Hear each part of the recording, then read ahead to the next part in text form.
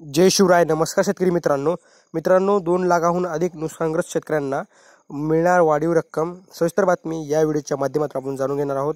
तत्पूर्वी चॅनलवर नवीन आले असेल चॅनलला सबस्क्राइब करून घ्या आणि व्हिडिओ आवडला तर लाईक करून घ्या. चला तर व्हिडिओ सुरू करूया. वाशिम जिल्ह्यातील बातमी आहे मित्रांनो. अवकाळी पावसामुळे पिकांचे मोठ्या प्रमाणात नुकसान झाले आहे.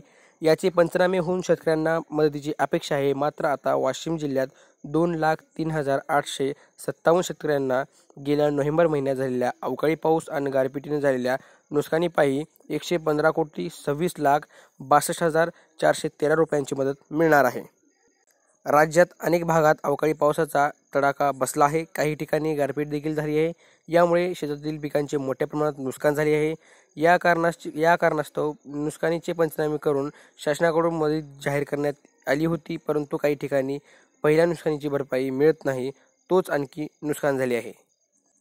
अशी मिळणार भरपाई. सरकारने नैसर्गिक आपत्ती पिकाचं नुकसान झालेल्या शेतकऱ्यांच्या मदतीसाठी मोठी वाढ केली आहे. त्यामुळे वाशिम जिल्ह्यातील शेतकऱ्यांना मिळणाऱ्या मदतीतही वाढ झाली आहे.